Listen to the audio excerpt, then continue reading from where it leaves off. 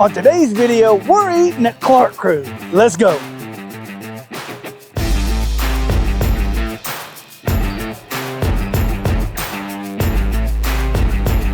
Look at the juice already at the bottom. We got the, dang sucker. Hey man, Change the world. I was an electrician and started working a job that we started working about 40 hours a week and had a bunch of extra time. And yeah, it was when Pit Masters and everything was big on TV. And we had walked through the American Royal in Kansas City when it was going on and decided we wanted to start a team and get into it. And then it just took off from there. I never dreamed of owning a restaurant. I just always thought I'd compete. A lot of people just kept saying, you know, you need to do a restaurant, you need to do a restaurant, you need to do a restaurant. And then we had an opportunity to do it big, and we did, and now we just never looked back. When I moved down here to Oklahoma, we used to get a 6-pack of beer and go fill the orders in Kosmos garage. You know, we'd pull down and box up a few little orders, and you know, now hell, he's grown it into a huge business, and we've grown into this. It's just nuts what we've done all about the same time. I try to tell people we do Oklahoma barbecue, you know. I think we're kind of in the middle. We do a little bit of everything, you know. We sauce some of our stuff, and we don't sauce a lot of it, but you know, I don't think we're overly smoked, you know. So I think we're a good cross. I like to say we're doing Oklahoma barbecue. It's a really nice restaurant. I'd say the atmosphere is what people come back for. You know, the atmosphere and service. We got a staff here that's just the best service you'll find about anywhere. They're all really a great team, but the atmosphere we built, you know, with the trophies and everything, and just a nice, clean restaurant that you can come in and have a date night or come in and have lunch.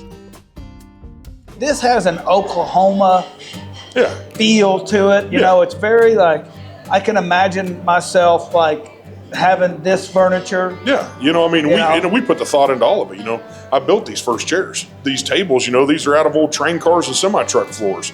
You know, just trying to find something to do with everything in it. You know, we own our sports bars too. And that's the one thing with them is you see how easy that is on the sports bars. You can show up 30 minutes before, turn grill and fryers on, and you're ready to roll. Yeah. Here, this is 24 hours a day. I stole one of your Verdi pits, your test pits. Yeah. And I actually did one of our best videos. I know, people all the time, they're like, hey, don't you have it? It's like, that's mine, that's mine. Yeah, when it came to testing and choosing a pit, talk me through that, for you. You know, we competed on Jambos, right. You know, but to do a restaurant scale, obviously you can't do that. I love the stick burners, you know, so I really put the thought into it. You know, what makes a Jambo great? I think the insulated firebox. You know, once we found a pit, you know, I literally bought that trailer, that one that you used, to test on, and I cooked on that thing for a year, testing it, getting our recipes right to make sure that was going to work. I think certain pits for certain things have their place. Yeah. You know, I think the new thing for me is what we put in Tulsa. We put one of them big M&Ms. You seen that one we put in there? Yeah. That big, it's an offset rotisserie. What crane did you have to get to? We had to rent a huge forklift to set that thing in there. I mean, it was huge. Before we get started here, for them, so let's just talk comp for a second. Yeah. How many competitions have you won? 60. 60. Out of 256. Out of 256 you've been to, you've won 60 of them. Yeah. That's unheard of. I've always told people you'll lose a hell of a lot more than you'll ever win. But how many first place trophies? First place, I mean, grand champions are 60. First place, probably 130, 140. And that's not second place. That's not third place, fourth place. No, that's first. Yeah, that's. I mean, there's tons of them, tons and tons. I mean, it's a lot. You know, we look at it and over 800 awards. You know, you sit there and think about it, and you're like, 800 of them out of 256. That ain't bad. You don't sit in your chair a lot. You know, you get up and doing it. You know, and that's probably the thing I was always most proud of in barbecue is that we were the most consistent to ever do it. Yeah. No, and I think you was the quickest too, right? Oh yeah. No, yeah. I mean, you know, we only truly competed 10 years. Yeah. You know, we did it in 10 years. We just went to the Barbecue Hall of Fame, you know, last weekend or 2 weeks ago for doing it. You know, going to Oklahoma Barbecue Hall of Fame this weekend. Yeah. You know, it's just, but for me, it was just how quick we did it and do it. You know, we won the majors, we won the Royal, we won the Jack, we won Team of the Year twice, won several titles. That's, to me, how quick you did it. I mean, to me, it isn't about the longevity. I'm not trying to be the LeBron James of it. Yeah. I want to be the Michael Jordan of it. You know, you just want to do in competition what you felt was the best and be proud with how quick you did it. You know, and I think competition is what allowed us to be able to do a restaurant. Yeah. If it wasn't for competition, I'd have never done this. All right, so where do we want to start? Chips? Yeah, you know, just house fried chips. We fry in house, put a rib on them. Love them. These are some of my favorites. Yeah, they're just simple. They're just better than, I just like frying them in house ourselves. They're great. Easy to do. Oh yeah. Our mac and cheese, it's Maddie's mac and cheese. It's how my daughter likes her mac and cheese, so we all love it. And I mean, most people seem to. I let every kid name something on the menu. That was hers. The beans, championship beans, the same beans we competed with, we just kept making them. And you put meat in yours. Oh yeah. It's got, so us, like, we'll never serve meat. Like, if we don't sell something or there's a rack of ribs that's tied or something like that, you pull it aside. So any leftover sausage, ribs, or pork goes in that. Rib meat, the rib meat. Smoke those? Oh yeah. Yeah, it'll all go in there. And then the cornbread. Literally, I don't know how many thousands of batches that I've cooked a test batch at. Yeah. I think I brought about 100 to your house and then to try. I mean, we did it every night, probably 2-3 times a night for months to get that to where we wanted it. We got our brisket. We use prime brisket here. Everything we do is prime. We got our sausages made here locally for us. Oh, that brisket looks good too. Oh yeah, it's solid. It comes off our offset pit in there. Look at that smoke ring. We wrap it in butcher paper. If you don't, you can get a super smoky brisket, but in a restaurant, it's so much like competition. Yeah. You offend no one. You make it where you've got that smoke, not too much, middle of the road, where your wife will come in, eat it, and not go to work burping up smoke. I can't preach that enough. Middle of the road. Just do middle of the road. Offend no one. Offend no one. Our sausage made in town, our ribs, we use a 3.5 pound St. Louis rack of ribs. I mean, they're big, thick ribs. See that? That's a good rib. We just always try to have a good, thick rack of ribs. I like a meaty rib. When I competed, I'd pull my ribs straight out of this restaurant. I'd come here and sort them. They're not over smoked. No. That's the thing. No. And that's why I like them on the old hickory. If we do them on the offset, they're too smoky. But that old hickory, they're in a rotisserie. They're rotating on each other. It's about 3 sticks of wood for a smoke of ribs. Yep. It's about perfect. Now, when you say 3 sticks of wood, make sure they know. When you say a stick of wood, you're talking like it's a big stick. It's 8 inches around, 12 to 14 inches long. It's a big chunk of wood. But in a big rotisserie like that, we cook 72 racks of ribs at a time. We take the third rack out, the middle rack. Yeah. We don't do it. We use the top and the bottom, and that's just because that middle one I don't think gets the color and the smoke that it should. It's the way we do it. Chicken quarters is what we do, and it's amazing to me how many people in the world don't understand that there's a bone in a chicken quarter. That's like the biggest thing in their thing. People are like, well, I didn't know there's a bone, and I was like, well, you ever had a leg and a thigh that doesn't? But it just, we love those. They're always juicy. They're great. We take those, we finish them over our wood fire grill. We got a wood fired Santa Maria. We sauce them and finish them. I love the sauce on that. Yeah, but it's great because you caramelize it on that wood fire. That's what makes it great. The pork butts, we put them on. We run them about 12 hours at night. That's one of the meats we run all night long. We put them in there. We use a Prairie Fresh Prime.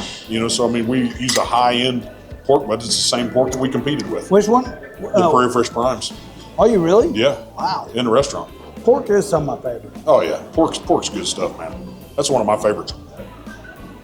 Then probably usually a star of the show, the burn-ins. Same thing. We separate our briskets to give you the flat for our slices. We separate all the burn-ins off and do points to make burn-ins. That's our number one thing on the menu, is how many burn-ins we do. That's a perfect one. Yeah. Now, I always get this question on social media. People say, well, hey, there's not sauce on them. And I'm like, hold on, back up. Yeah. Understand what a burn-in is. Why is it that you don't sauce those? I don't sauce any of my barbecue except chicken. Yeah. Oh, that's good, dude. Yeah. I mean, they're outstanding. I mean, I don't sauce my burn-ins. There's people that'll come in here and tell you a burn-in's supposed to be charred and have the sauce on it. I mean, you think about it, the way we've always done them is this. This is what I turn in a competition. You can order the ribs or anything in here sauced. We put it on the menu as naked or sauced. And most people want it naked. They don't want sauce on it. That's why we put all of our sauces on the table. You can add to it as you want. I'm going to be honest with you. I don't eat barbecue. You know that. Yeah. No, you don't. Yeah. I can eat these every day. I mean, I'd turn them in a competition. Those are good, dude. I love the comp sauce, too. Yeah. Another one that, I don't know how many times we tried that thing. Now, this is one thing that I like to do that no one knows. The sauce on the beans. I sauce my beans. That's the sauce that's in the beans already. I always put a little more on them. Yeah, sausage we have made here in Oklahoma. We have Mountain View make it for us. Oh yeah. You know, put our rubs in it. They make great sausage. Oh yeah, too. they put our sauces in it. You notice this is a little tighter pack than theirs. You know, Mountain View, the only thing I ever really cared about it was a loose sausage. So we worked with them on packing it tighter, and we wanted more of a snap in that casing.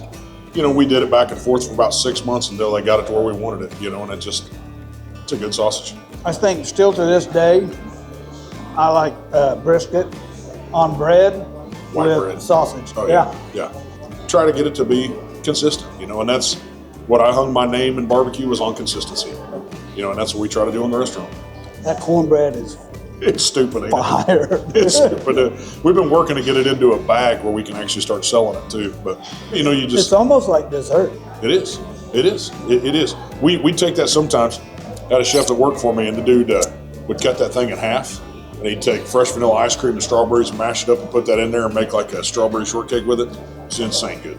You could make cornbread Fosters. That'd be good. We could do that. It's crazy. You know, one thing we didn't try here that I know you have, and I'm not talking about the pizza because that's what I like. The burgers. I've had the wings, love the wings. Yeah. But we didn't have the turkey. Hey, Tongue, can you go grab me a piece of turkey?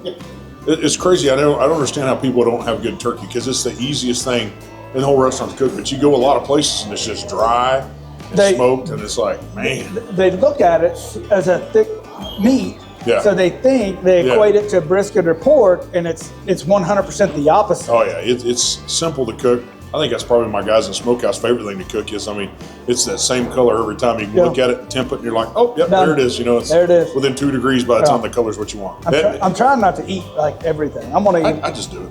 Just go with it. Oh yeah, there you go. The old turkey breast. Look at the juice already at the bottom. The amount of turkey breast we sell at Christmas and Thanksgiving is just mind blowing. That's my wife's favorite thing in here. Oh my. Yeah. You know, it started out on the menu as kind of the sleeper, like you do 10 breasts a day. You know, now they do 50. I'm telling you. Yeah, they do about 50 turkey breasts. Just dang, dude. That's good, dude. Yeah. Well, Travis, thank you for spending some time with me, brother. Always good. This is probably the most cordial you and I have been with each other. Yeah, wait till the cameras are off. So before we go real quick, tell everybody where can people get your barbecue at? We're here in Oklahoma City at the original location on Northwest Expressway.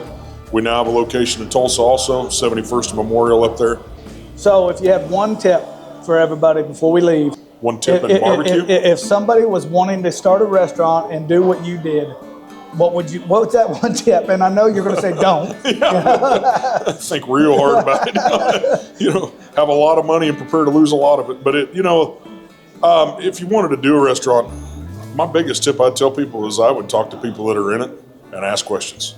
I've learned so much about barbecue that I wish that I'd have just asked more questions from people on it. You know, there's so much you can learn from other people, their trial and errors of what they've done, you know, and don't make those same mistakes. Yeah. No, you're so true. Well, man, hey, thank you, brother. You bet. Appreciate you. Love you.